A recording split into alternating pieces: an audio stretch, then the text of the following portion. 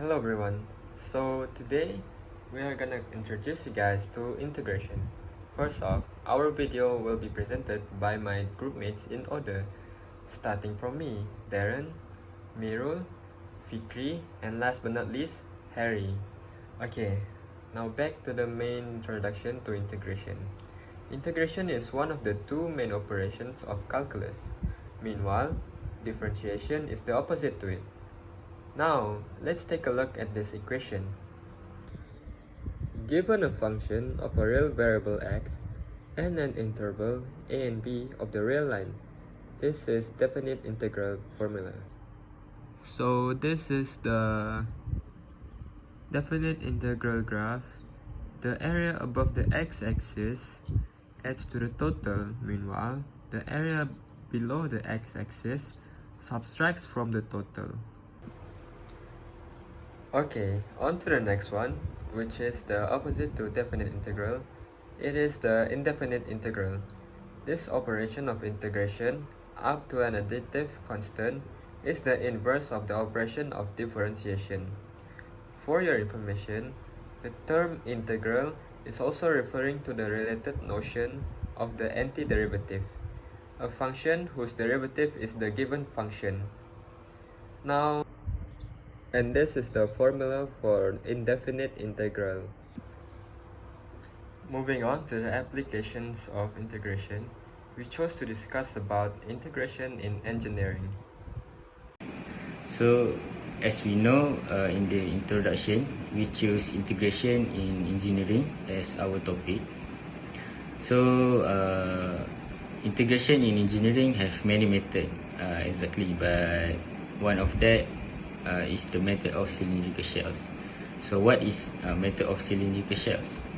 So, method of cylindrical shells, in this section, we examine the method of cylindrical shells, the final method for finding the volume of a solid of revolution.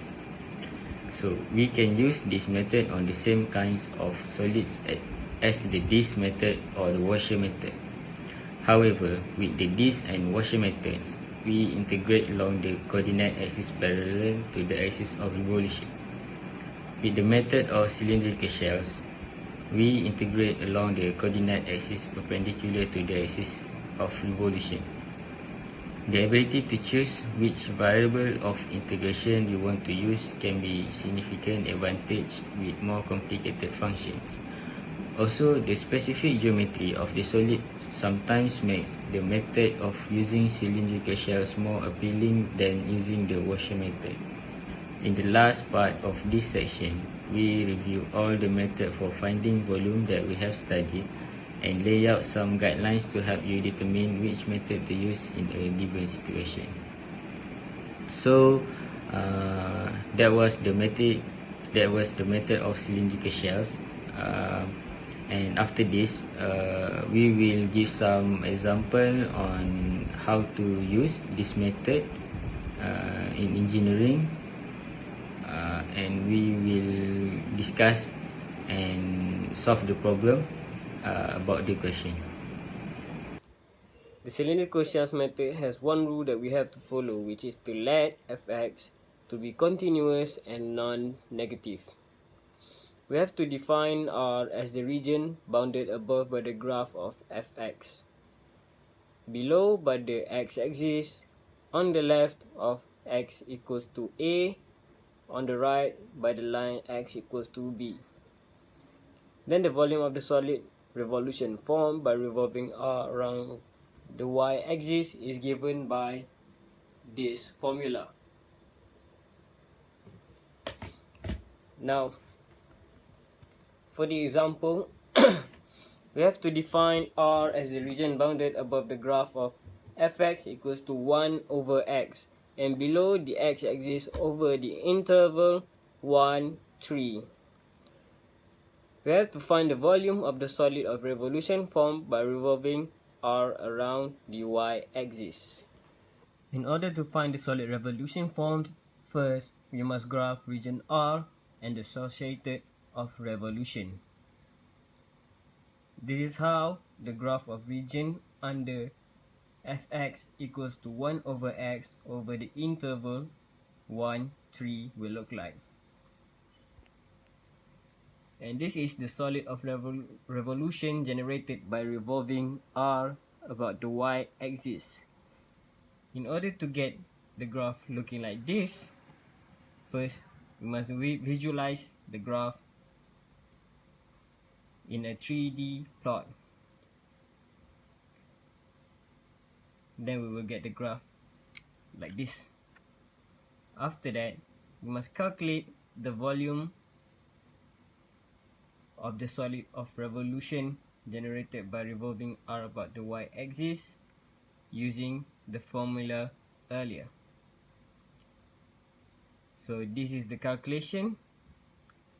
We just substitute fx and then we will get our answer. As you can see, this is a bottle of chili sauce. If you ever wondered how many chili sauce can be filled inside this bottle, we have to find the volume of this bottle. And we can use the method of cylindrical shells by imagining this is a function. This right here is a function. Okay? And then if it's given value of, for example, 1 over x,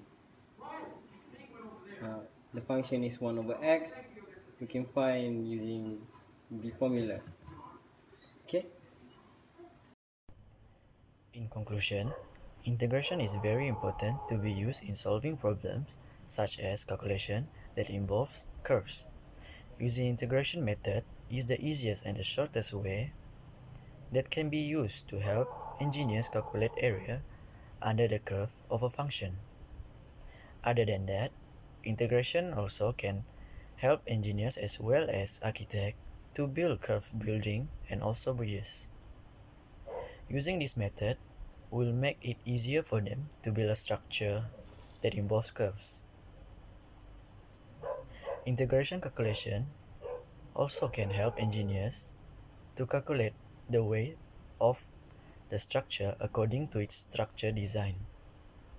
Last but not least, using this integration calculation, any error can be prevented during and after the calculation in structure at the very minimum or absolute zero error. Integration might as well be the best solution of solving problems that involve curves. You're welcome.